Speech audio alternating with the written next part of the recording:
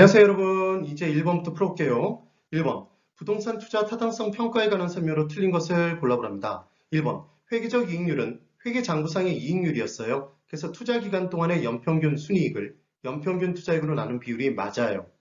2번. 내부 수익률이란 수입의 현재 가치와 지출의 현재 가치를 같게 만들어주는 할인율이었잖아요. 그럼 빼면 당연히 수입의 현가에서 지출의 현가를 뺀 값, 순현가는 0과 같고 나눈 것 수익성 지수는 1과 같은 거죠. 그래서 순현가는 0과 같고 수익성 지수는 1과 같습니다. 만약에 정 기억이 안 나면 0순위 1수 찍는다 이렇게 기억했었죠. 그래서 지금 2번에 순현가를 1과 같게 만드는 할인율이다 그래서 X네요. 0이죠. 0. 2번이 X. 3번 현가 회수기간법은 그냥 단순 회수기간법처럼 그 금액을 단순히 회수하는 데 걸리는 기간을 따지는 게 아니라 할인한 다음에 할인율을 적용해서 할인한 다음에 회수기간을 따지는 거잖아요. 그럼 현가 회수기간법, 할인 회수기간법은 할인된 후의 금액으로 회수하니까 좀 더 작아진 금액으로 회수하니까 회수하는 데 걸리는 기간은 더 길어질 수밖에 없는 거죠. 반드시 깁니다. 단순 회수기간법보다. 그 다음 4번. 단일 투자의 투자 결정 시에 수입의 현가가 지출의 현가보다 크면 반드시 순현가는 0보다 커요. 반드시 수익성 지수는 1보다 크네요. 내부 수익률은 반드시 요구 수익률보다 커요. 크다, 크다, 크다, 크다.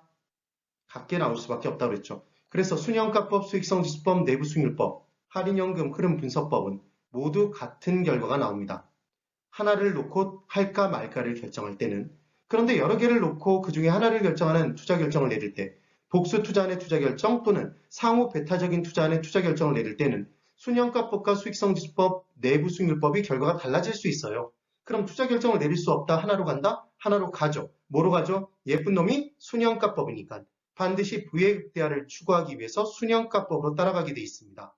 1번은 2번이네요. 2번. 부동산 시장의 효율성에 관한 설명으로 틀린 것을 골라보랍니다. 1번. 효율적 시장은 어떤 정보를 지체 없이 가치에, 이 가치는 현재 가치겠죠. 가치에 반영하는가에 따라 구분될 수 있더라. 그래서 약하게 반영되는 거는 과현미 중에 어디까지만 반영? 과거만 반영. 그래서 과거 X 죽였죠. 현재 미래는 동그라미 치고 문제 푸시면 돼요.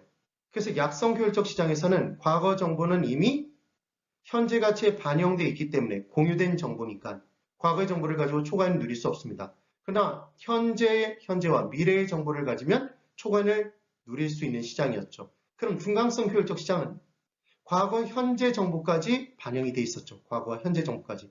그래서 미래의 정보는 반영되지 않았으니까 미래의 정보를 가지면 초과를 획득할 수 있는 시장이었어요. 그럼 강성효율적 시장은 과거, 현재, 미래의 정보가 다 반영되어 있네요. 싸구리다 죽였던 거죠. 다 X 쳐놓고 문제를 푸시면 됩니다. 그때 과거의 정보를 분석하는 건 우리는 기술적 분석이라고 해요. 기본적 분석. 그렇죠. 기억나셔야죠. 과수원이죠. 그래서 과거의 정보를 분석하는 건 기술적 분석이었습니다. 현재 정보를 분석하는 건 기본적 분석이었죠. 그런데 미래의 정보는 분석 필요 없이 바로 반영된다는 말씀을 드렸었고요. 2번, 강성효율적 시장은 공표된 정보는 물론이거니와 공표된 정보라고 얘기하면 과거 공표된 정보, 현재 공표된 정보 두 가지가 있겠죠. 아직 공표되지 않은 정보, 미래 정보죠, 얘는. 그래서 과거, 현재, 미래 정보까지 시장 가치에 다 반영되어 있으니까 이를 통해서 초과이윤은 못 누리는 게 맞아요. 그렇지만 뭐는 누린다? 정상이윤은 누릴 수 있죠. 그래서 그 어떠한 효율적 시장의 유형에서도 그 어떠한 정보를 가지고도 뭐는 다 누린다? 정상이윤은 누릴 수 있습니다. 반드시 기억하세요. 2번이 X네요. 3번. 완전 경쟁시장은 완전한 정보의 공유가 이루어진 시장이니까 그 어떤 정보도 다 가치에 반영되어 있는 거죠. 그래서 그 어떠한 정보로도 초과이윤을 누릴 수 없어요. 반드시 강성 효율적 시장이 되는 거네요. 4번. 약성 효율적 시장에서는 문제 풀 때 과현미 적어놓으시고 과거 X치고 문제 푸시면 돼요. 과거의 정보를 기술적 분석을 해도 초과이윤을 누릴 수 없다는 X였죠. 그렇지만 기본적 분석을 하면 현재 정보는 지금 동그라미 돼 있죠? 초과이윤 누릴 수 있습니다. 5번. 중간성 효율적 시장은 과거의 추세적 정보뿐만 아니라 현재 공표되는 정보가 지체 없이 가치에 반영돼 있어요. 지금 중간성 보시면 과거, 현재 정보 X 쳐놨죠? 반영돼 있죠.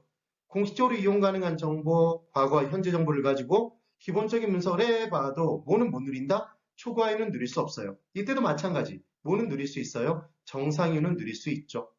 꼭 정리해 두세요. 2번은 2번이네요. 3번. 다음 조건에서 A지역 아파트 시장이 T시점에서 T 플러스 1시점으로 변화될 때 균형 가격과 균형량의 변화는 어떻게 됩니까? 이렇게 문제가 나왔잖아요. 그럼 이 문제 풀 때는 무조건 분리수거가 기억나시면 돼요. 그래서 P는 P끼리 더하는 거죠. 마이너스를 떼어내고 더하는 게 포인트였습니다. 그 다음 큰 숫자에서 작은 숫자를 빼는 거예요. 중요한 건 작은 숫자에 마이너스가 붙어 있으면 마이너스니까 플러스가 된다는 걸 잊지 마셔야 되는 거죠. 기억을 꼭 해두셔야 돼요. 그럼 2번 가면 되겠죠. 이제 분리수거를 해보는 거예요. 지금 아파트 공급함수 QS 3P죠? T시점의 아파트 수요함수는 1500-2P예요. 그러니까 지금 3P와 2P를 더한 거죠. 그러니까 5P죠. 그 다음 숫자는 1500밖에 없네요. 그래서 5P는 1500입니다. P는 300이겠죠. 균형각이 300이면 P 대신에 300을 대입시켜 주시면 돼요. 그럼 QS는 900이 나오네요. 그 다음 이번엔 3P와 뭐를? 지금의 이 내용을 같게 놓고 푸시는 거죠. 그럼 3P 플러스 2P니까 얘도 5P. 그 다음 숫자는 2000밖에 없네요. 그래서 2000이에요. 5P는 2000이죠. 그럼 P는 400입니다. P400을 대입시켜 주시면 T 플러스 1시점의 수요함수에 대입시키든 공급함수에 대입시키든 똑같습니다. 그럼 400을 대입시켜주면 2 곱하기 400은 800. 2000에서 빼니까 1200이네요.